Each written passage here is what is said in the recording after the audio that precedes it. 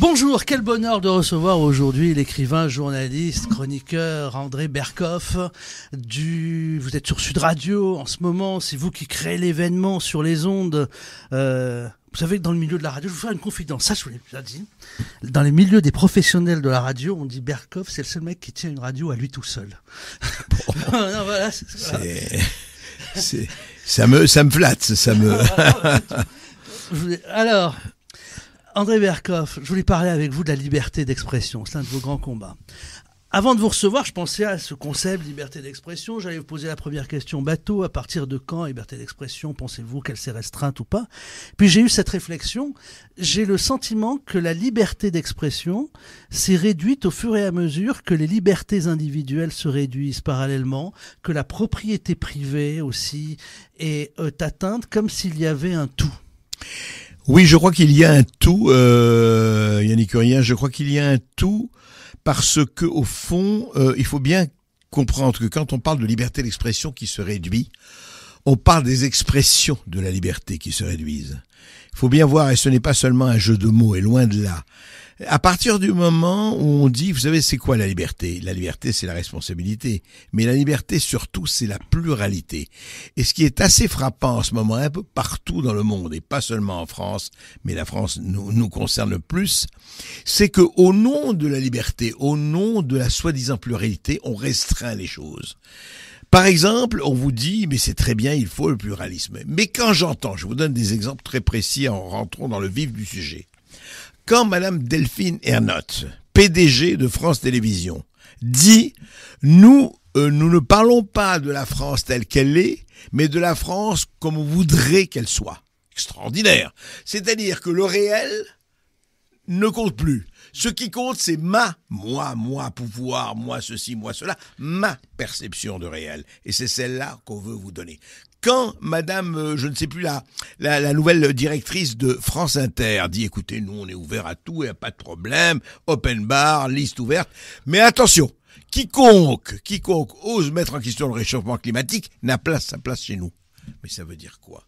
Ça veut dire qu'au fond, au nom de la soi-disant démocratie, liberté dont on se repaît, dont on se gargarise, on vous donne des expressions qui consistent à dire « mais si vous n'êtes pas d'accord avec moi, eh bien, je ne sais pas si je peux vous donner la parole. » Et pourquoi? Attention, c'est de la moraline, c'est de la morale, de la fausse morale, bien sûr. C'est-à-dire, moi, je sais ce qui est bon, je sais ce qui est bien, je suis le camp du bien. Donc, je sais ce qui est bon. Donc, à partir du moment où vous n'êtes pas d'accord avec moi, c'est que vous n'êtes pas du camp du bien. Donc, vous n'êtes pas du camp du bien, vous êtes du camp du mal. Alors, on va pas vous mettre en prison, on va pas vous tuer, on va pas vous exterminer, on va pas vous mettre en camp de concentration. Mais on va pas vous donner la parole parce que... Et on va aussi vous fermer votre compte en banque. Ah, mais bien sûr, mais bien sûr. Non seulement votre compte en banque, on va vous réduire les choses, on va vous dire... Oui, mais là, alors, qu'est-ce que c'est? Ça s'appelle le mensonge par omission. Yannick. Ça veut dire quoi le mensonge par omission? Ah non, on va pas vous attaquer, on parle plus de vous. Vous n'existez plus, vous êtes liste noire. Ah oui, c'est drôle, là, pourtant vous recevez tel endroit. Ah non, maintenant c'est fini. Pourquoi c'est fini? Non, c'est parce que voilà, on a trop de choses à dire. Et ce qui est extraordinaire, c'est que ces archanges de la pluralité, ces défenseurs de la pluralité, vous n'avez qu'à regarder aujourd'hui, en ce qui concerne on a eu quand même pas mal de choses depuis quelques années. L'histoire du Covid-19, la guerre Russie-Ukraine, je ne parle même pas du Proche-Orient, le réchauffement climatique et autres, eh bien, on sent que quiconque va à rebours de la doxa, ou presque, devient invisible. Celle s'appelle l'invisibilisation, toujours, vous avez remarqué, au nom du bien, bien sûr, et de la bonne conscience. Mais ce qui est aussi important, c'est que quand vous dites cela, la plupart de nos compatriotes ne s'en rendent pas encore compte et disent on est quand même dans une démocratie. Mon bon monsieur, vous ne pouvez pas caricaturer à ce point-là. Allez voir dans les dictatures, si vous pourriez faire ça. On vous prend toujours une caricature de dictature d'il y a 50 ans. Non mais j'adore, c'est même pas ça. J'ai dit bien sûr qu'on n'est pas en Corée du Nord. Mais est-ce que ça veut dire que parce qu'on n'est pas en Corée du Nord, tout se passe très bien ?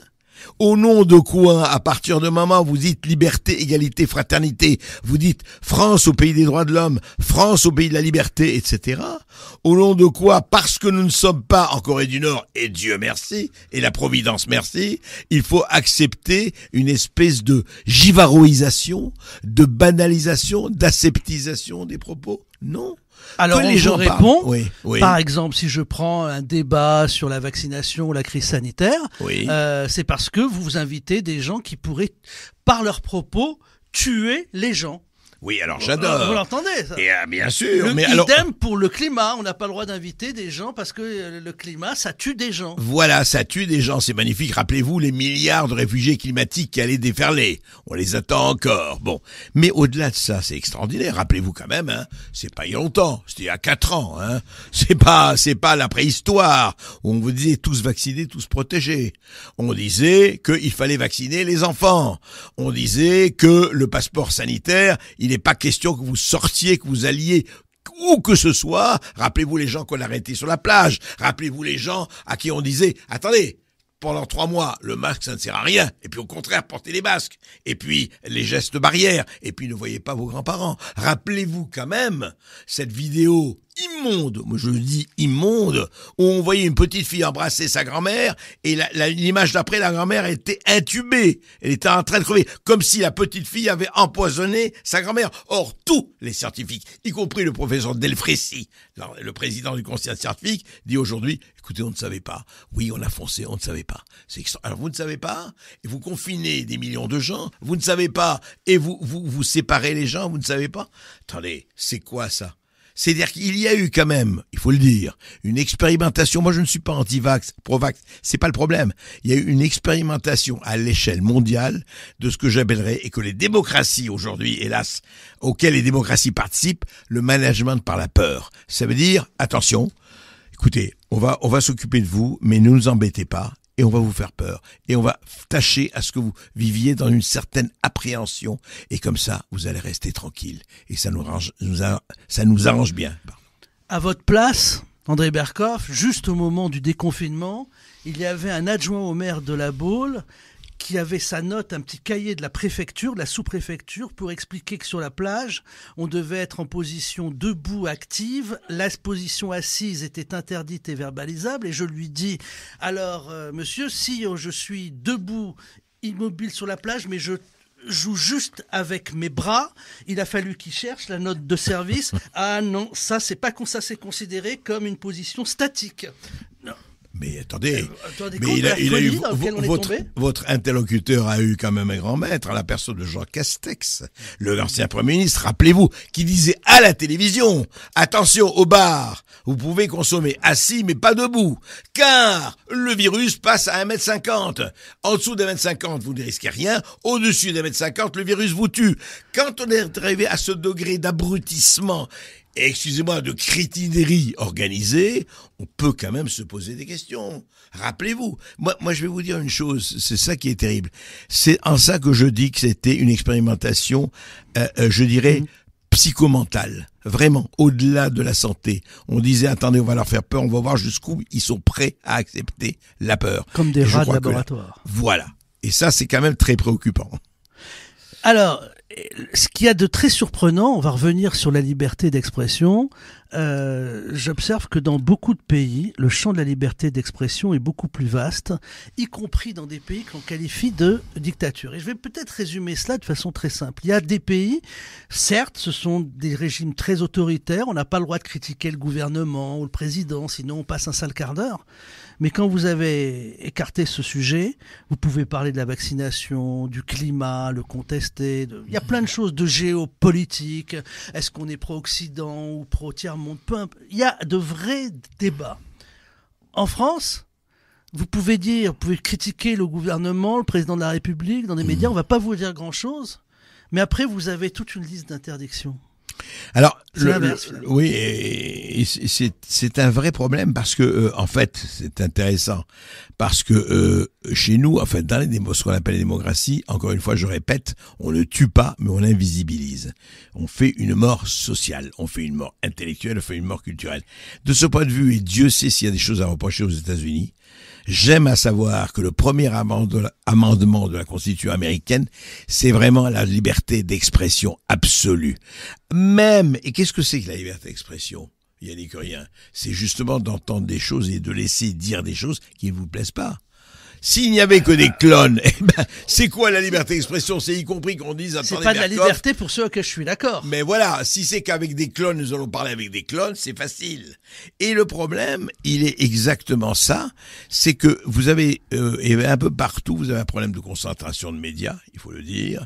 Vous avez un problème de propriété, vous avez 7 familles, il faut le dire, qui tiennent la totalité des médias en France. 7 familles.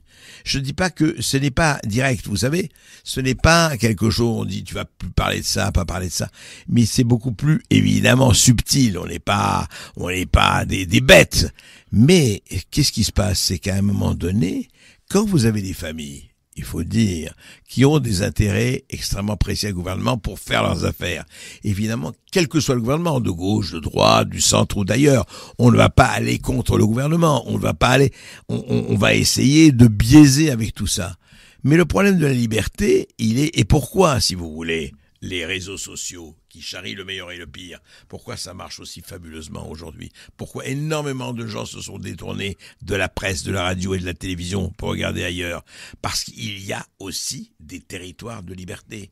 Moi, j'ai été extrêmement frappé, je veux dire, quand Elon Musk a acheté X, Twitter, quand vous voyez un Mark Zuckerberg, tout le monde connaît, le PDG de Facebook, de Meta, effectivement, d'Instagram, de WhatsApp et compagnie. Il a sorti une lettre il y a 2 semaines. Et il a dit, écoutez, je dois revenir, une lettre de mea culpa. Il a dit, oui, j'ai cédé aux pressions du FBI et de la CIA, qui m'a demandé de ne pas dire certaines informations, de ne pas laisser passer certaines informations sur le Covid, pendant 3-4 ans, de ne pas laisser passer des informations sur l'implication de Biden père et fils en Ukraine, chez Burisma, et le fameux, parce que j'en ai parlé, moi, pourquoi je vous raconte ça? Dans le laptop, l'ordinateur portable d'un temps Biden, où il y avait vraiment pédophilie, crack, prostitution, etc., et ce qu'il touchait des Chinois et des Ukrainiens, eh ben, je vais vous dire, hein, je m'enorgueillis pas parce que c'est pas un scoop. J'étais le seul à en parler il y a 4 ans.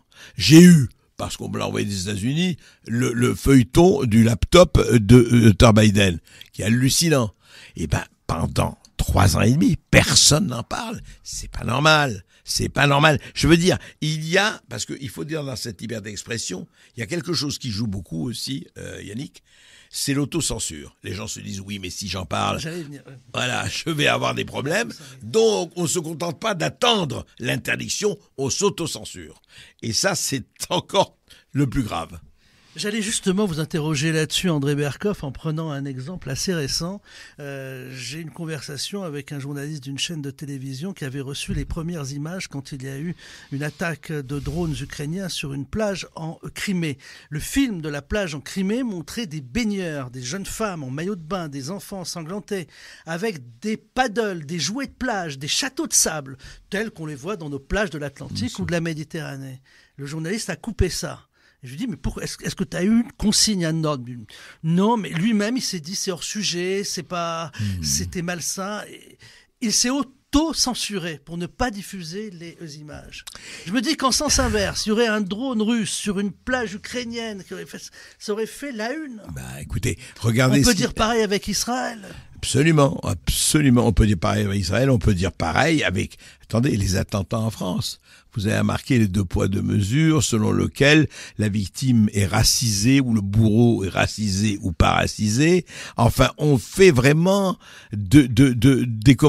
presque de l'ethnicité. Alors, d'un côté, les bourreaux deviennent victimes, les victimes deviennent bourreaux.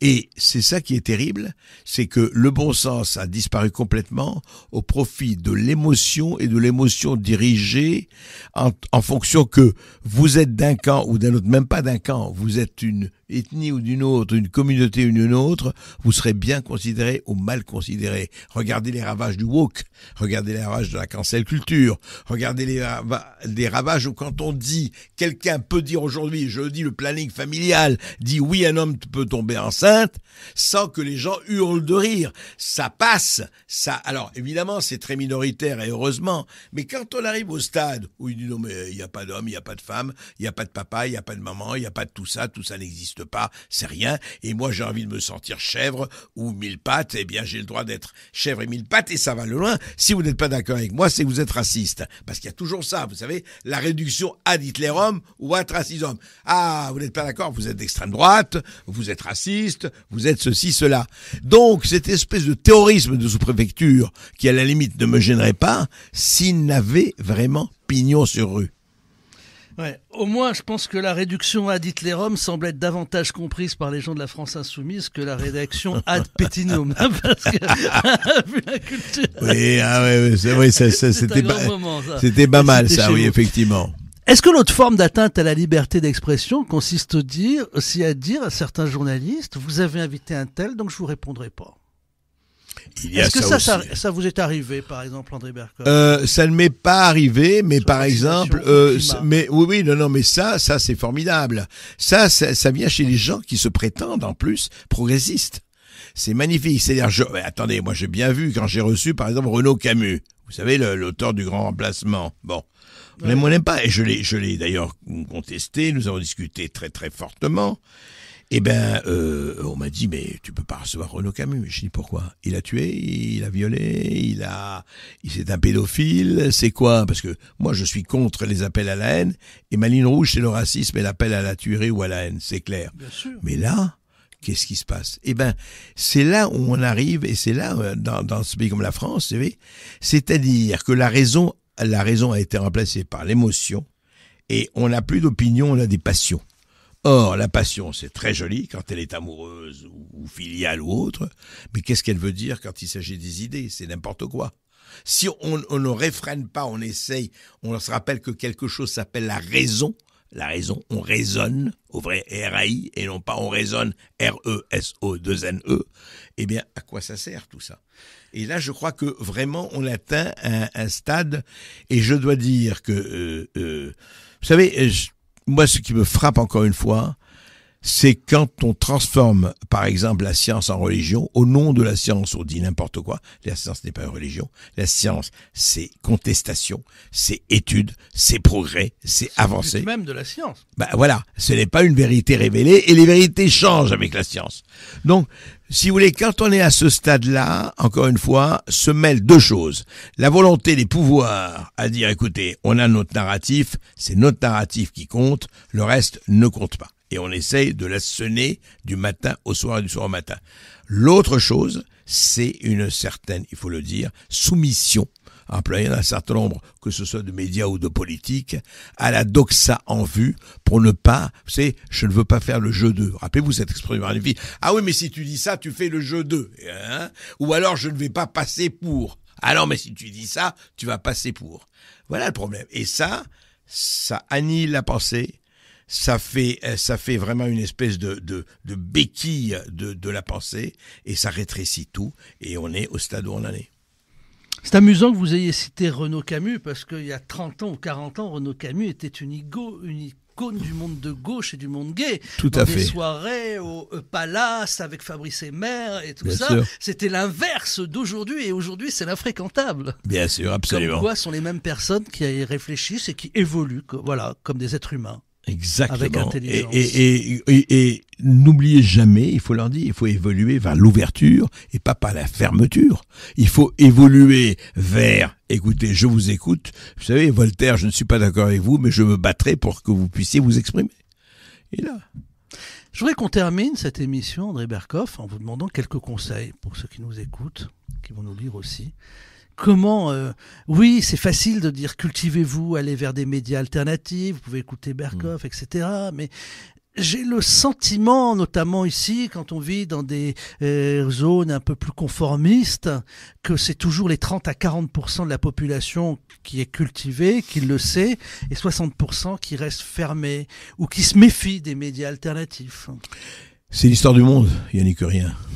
C'est les 30 à 40% qui vont bouger. Je fais pas d'aristocratisme en disant ça. Ce sont toujours, hélas, et oula, les minorités. Combien ils étaient à la Bastille? 10, 14, 100, 200? Le 14 juillet 1789? Combien ils étaient, encore une fois, pour le meilleur et pour le pire? Combien de bolcheviks en Russie en 1910? Combien de nazis en Allemagne? Combien de révolutionnaires de notre côté à Cuba? Et pour le meilleur, combien de volontaires à l'île de Saint? Pour aller rejoindre De Gaulle à Londres? Oui. Combien de résistants, etc. C'est toujours comme ça. Mais, je dirais quelque chose par rapport à ce que vous me dites. Moi, je dirais à vos lecteurs, à vos éditeurs, et on sait tous, vous êtes occupés, vous le dites toujours, oui, vous comprenez, vous êtes gentils, mais on a notre femme, nos enfants, notre mari, nos enfants, on doit gagner notre vie, etc. On n'a pas le temps. Qu'est-ce que vous voulez qu'on fasse? Je répondrai deux choses. D'abord, quand vous dites on est trop petit, on peut rien faire, je dis et que dit le moustique si un homme doit coucher avec lui? Première chose. Et deuxièmement, je dirais, n'oubliez jamais que quand vous mettez votre tête dans le sable, et quand vous enfoncez votre tête dans le sable, une autre partie de votre anatomie est ouverte à tout vent. Donc faites attention, parce qu'il peut y avoir des chocs extrêmement douloureux. Et enfin, la plus importante pour être sérieux, lisez. Prenez votre temps, fermez votre portable, fermez votre télévision, à un moment donné, lisez. C'est très important. Parce que qui ne connaît pas l'histoire, qui ne connaît pas ce qui s'est passé, on le sait, ne comprendra rien à l'avenir et même pas au présent. Et parfois, ne vous comportez pas face à d'autres comme vous n'aimeriez pas qu'on se comporte avec vous. C'est-à-dire, n'allez pas demander peut-être l'interdiction de propos qui n'ont rien d'illégal, mais que vous ne partagez pas, parce que d'autres pourraient, de la même manière, demander l'interdiction de vos propos qui n'ont rien d'illégal, mais qui ne lui correspondent pas. Mais c'est le béaba. Moi, j'aime beaucoup quand Yannick Urien parle comme Jésus, ça me plaît. Non, mais c'est vrai, c'est une bonne chose, ça. Mais c'est vrai. C'est-à-dire que, en fait, il faut que, de toute façon, de façon extrêmement forte, c'est que la liberté, encore une fois, ne s'use que s'il ne s'en sert pas. C'est tout. Il faut se dire que si vous n'êtes pas prêt, mais regardez ce qui s'est passé dans tous les domaines. Moi, j'ai été très frappé, mais vous savez que ce soit dans le domaine de la sexualité, que ce soit dans le domaine de la pornographie, que ce soit dans le domaine de l'écriture. Quand nous arrivons à l'écriture inclusive qui n'apporte à rien, quand nous arrivons au woke qui dit déboulonner, vous avez vu ça, déboulonner les statuts. Quand vous arrivez Harry Potter, tout le monde connaît Harry Potter. Quand J.K. Rowling, l'auteur de Harry Potter, qui dit écoutez, moi je vous dis une chose, un homme est un homme, et un homme, une femme est une femme, et c'est comme ça. Eh ben, elle a été empêchée d'assister aux cérémonies qui a eu lieu pour les 20 ans d'Harry Potter. Quand on arrive à ce stade en démocratie, dans nos pays occidentaux, je ne parle pas du reste. Quand on arrive à ostraciser quelqu'un parce qu'il dit ah mais vous savez, je crois qu'un homme est un homme et une femme est une femme. Il y a quand même quelque chose de pourri dans le royaume du Danemark. Quelles sont les limites que vous fixez? Est-ce que c'est les limites de votre... Il y a les limites d'abord de la loi, certes, oui, mais vous pouvez avoir d'autres limites qui peuvent être celles de votre culture, de votre éducation, du respect de l'autre. Ça, par exemple, donnez-moi un exemple. Oui. Par exemple, moi, mes limites, c'est le respect des trois religions. Je n'irai jamais à cette provocation par respect, parce qu'il y a de sacré chez les croyants de ces trois religions. Je comprends. C'est personnel, c'est tout. Non, mais tout à fait. Moi, personnellement, je vais jusqu'aux critiques des religions, pas des gens. Vous voyez, par exemple, si vous parlez. J'ai pas dit respect. Hein? Non, j'ai dit critique. Oui, vous avez dit. Moi, je peux critiquer. Ah oui, être irrespectueux. ah oui, pas les traiter comme des irrespectueux. Ah, d'accord. Voilà. Non, moi j'allais vous ajouter cela.